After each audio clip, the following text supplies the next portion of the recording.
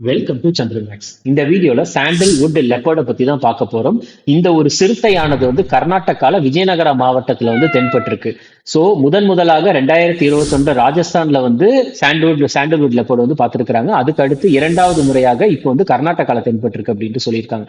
இது ஏன் சாண்டல்வுட் அப்படின்ட்டு சொல்றாங்க அப்படின்னா, ஆக்சுவலா இது ஒரு ஜெனட்டிக் கண்டிஷன். மெயினா இந்த சாண்டல்வுட் ஏன் மத்த லெப்பர்டு உலகம் ஃபுல்லா லெப்பர்டை ஸ்ட்ராபெரி லெப்பர்டு அப்படின்ட்டு காமனா அழைப்பாங்க. ஆனா கர்நாடகால மட்டும் இந்த ஒரு குறிப்பிட்ட லெப்பர்ட் அதாவது சாண்டல்வுட் அப்படின்ட்டு அழைக்கிறதுக்கான காரணம் என்னன்னா, கர்நாடகால இந்த சந்தன மரங்கள் அதிகமா இருக்கு அப்படின்றதுனால சாண்டல்வுட் லெப்பர்ட் அப்படின்னு அழைக்கிறாங்க. இது ஏன் சாண்டல்வுட் லெப்பர்ட் அப்படின்னா, இது ஒரு ஜெனட்டிக் கண்டிஷன், ரைட்டா? அதாவது அதை எப்படி சொல்லுவாங்க, ஹைப்போமெலனிசம் அல்லது எரித்ரிசம் அப்படின்ட்டு சொல்லுவாங்க. இது இந்த ஒரு ஜெனட்டிக் கண்டிஷன் வந்தா ரொம்ப செவப்பாவோ இல்ல ரொம்ப டார்க்காவோ பார்த்துட்டீங்கன்னா அதிகமாகும் அப்படின்னு சொல்றாங்க. சிவப்பு நிறம் அல்லது டார்க்கா பார்த்துட்டீங்கன்னா ரொம்ப அதிகமாகும் அப்படின்ட்டு சொல்றாங்க.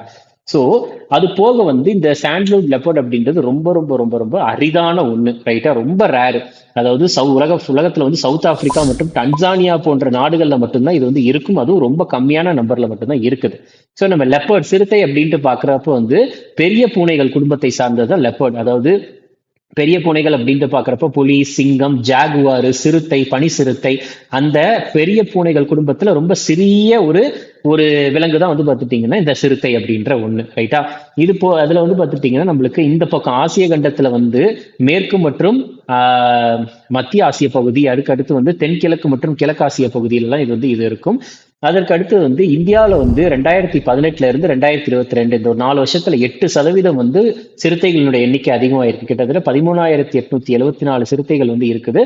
அதுல 60% சிவாலிக்ல தான் இருக்கு. சிவாலிக் அப்படின்றது இமயமலையினுடைய மலை அடிவாரத்துல இருக்கிறது, ரைட்டா? அங்கதான் ஒரு 60% சிறுத்தைகள் இருக்கு. அதுலயுமே இந்த 13,874 சிறுத்தைகள்ல 1/3 மட்டும்தான் பாதுகாக்கப்பட்ட இடத்துக்குள்ள இருக்குது அப்படின்றதையும் இதுல சொல்லியிருக்காங்க.